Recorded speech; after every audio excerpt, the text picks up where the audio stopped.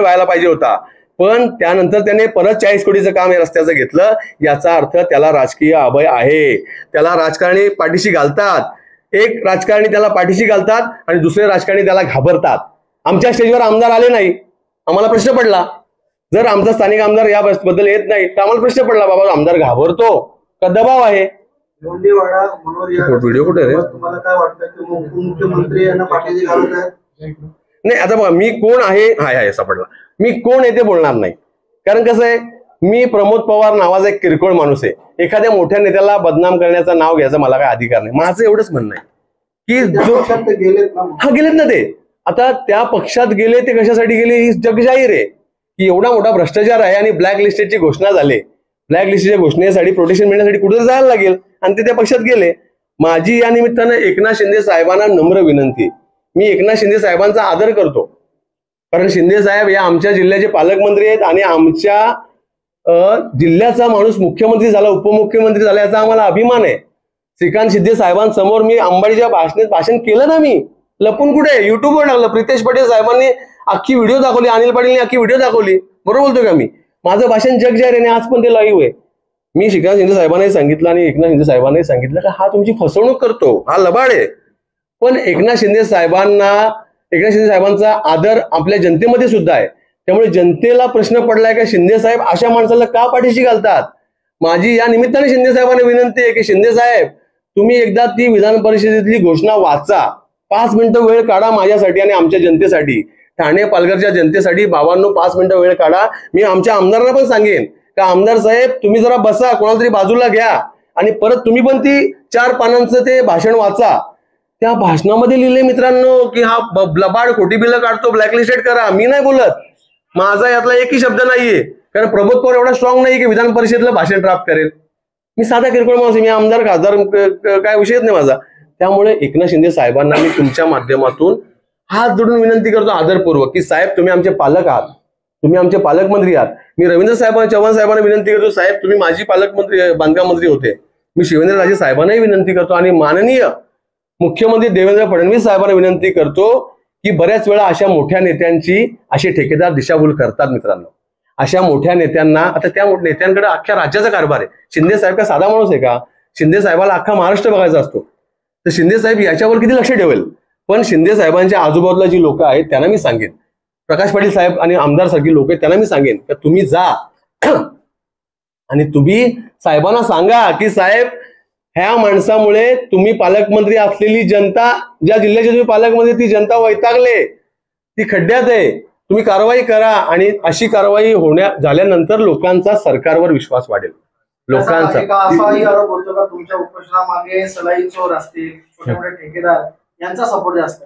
आता मला सांगा, सळई चोर आणि रस्त्याचे खड्डे काय संबंध आहे? सळई चोरांना उलटे खड्डे असले का पटकन सळ्या काढला बरं पडेल.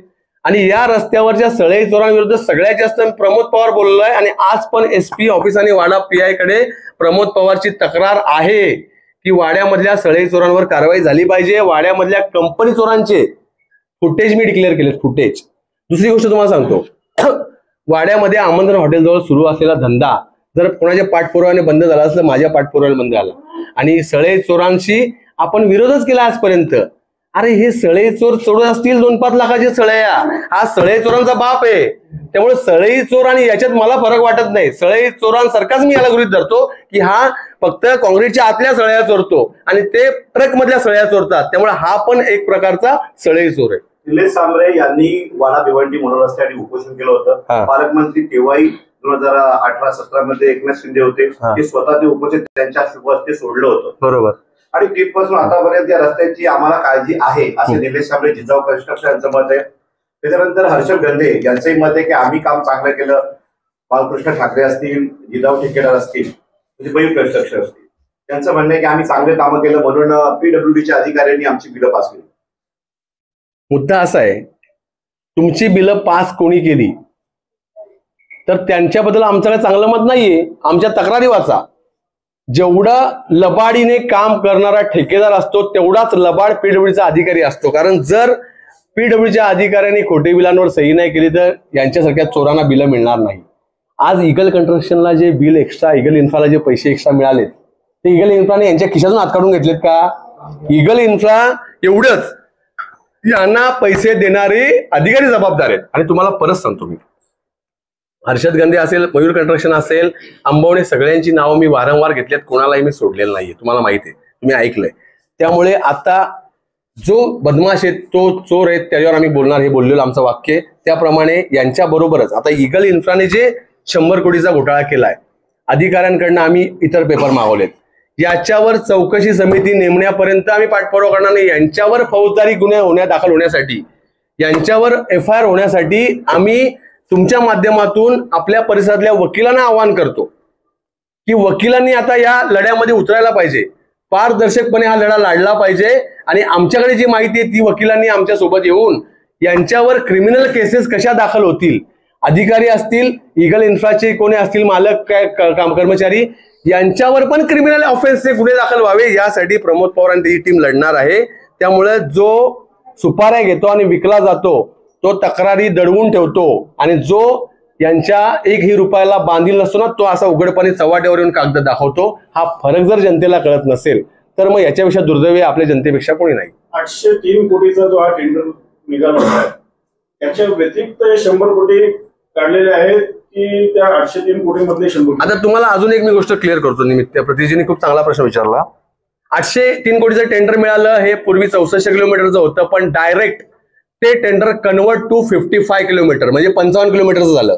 कारण जिजाऊ कंस्ट्रक्शन आणि मयूर कंस्ट्रक्शनने जो 9 मीटर रस्ता बनवला, तो या टेंडर कॉस्ट मधून वगळला गेला. अमाऊंट 800 कोटीच आहे, पण त्याचा टेंडर कॉस्ट मधला रस्ता, आता तुम्हाला हिशोब सांगतो मी, या टेंडर कॉस्ट प्रमाणे 1 किलोमीटरला पूर्ण रस्ता करायला, गटर्स, साईड पट्ट्या, रस्ता, centre divider, street light, minor major bridges, minor ब्रिजर रिपेअर, या कलवर्ट, या सगळ्याचे पैसे आहेत 1 किलोमीटरला 14 कोटी रुपये. तुम्ही लिहून ठेवा, 1 किलोमीटरला 14 कोटी रुपये आलेले आहेत. 55 किलोमीटरच्या रस्त्याला 770 कोटी रुपये, आणि मग त्या 770चं टेंडर ऍक्सेस मिळून अबोव टेंडरने हे झाले 803 कोटी रुपये. आता तुम्हाला एक गोष्ट सांगतो, जिगल इन्फ्रास्ट्रक्चरनी या 5 बिलांमधून रनिंग बिल, अधिकारी खोटे बोलले त्या दिवशी, मी जाहीरपणे सांगतो पत्रकारांसमोर, रनिंग बिल आणि मोबिलायझेशन बिल हे 2 वेगळे पार्ट आहेत. मोबिलायझेशन पेमेंट म्हणजे एखाद्या ठेकेदाराला ते काम लवकर आणि वेळेत सुरू करण्यासाठी दिलेलं बिनव्याजी कर्ज येते, त्यांना सरकारने ते पैसे द्यायचे ऍडव्हान्स म्हणून, कारण त्यांनी पटापट काम करावं. पण ते कधी त्याच्या सगळ्या मशिनरीज वगैरे आल्यावर, तर 165 कोटी त्यांनी रुपये घेतले. म्हणजे जवळपास इगल इन्फ्रास्ट्रक्चरने 11 ते 12 कोटी काम 4 लेन पूर्ण केलं. त्या रस्त्यावरच्या स्ट्रीट लाईट, रस्त्यावरचे डिवायडर, रस्त्यावरचे गटर्स, रस्त्यावरच्या साईड पट्ट्या, या 12 किलोमीटर इगलवाने पूर्ण केल्या, तर त्याला 165 कोटी रुपये दिले पाहिजेत. आता तुम्हीच मला सांगा, 12 किलोमीटर काम पूर्ण झालंय, अजून झाले का पूर्ण 4 लेन? 8 किलोमीटर सिंगल लेन झाले, 2 लेन झाले, बरोबर ना? म्हणजे प्रत्यक्ष हा रस्ता 4 किलोमीटर कॉन्क्रीट झालेला आहे, आणि इतर 4-5 किलोमीटर इन प्रोग्रेस आहे. म्हणजे इगलने जर लिगली विचार केला तर इगलने 14-5-70च पकडू आपण, 5 किलोमीटर 100% क्लिअरन्सचे 70 कोटी रुपये बिल घ्यायला पाहिजे होतं, पण इगलने घेतलेत 165 करोड. याचाच अर्थ त्याने जवळपास 95 ते 100 करोड रुपये एक्सेस घेतलेत. हे आम्ही लोकांसमोर आणलं, त्यांनी नाही आणलं. त्यामुळे इगल असो, टिगल असो, कोणाच्या बापा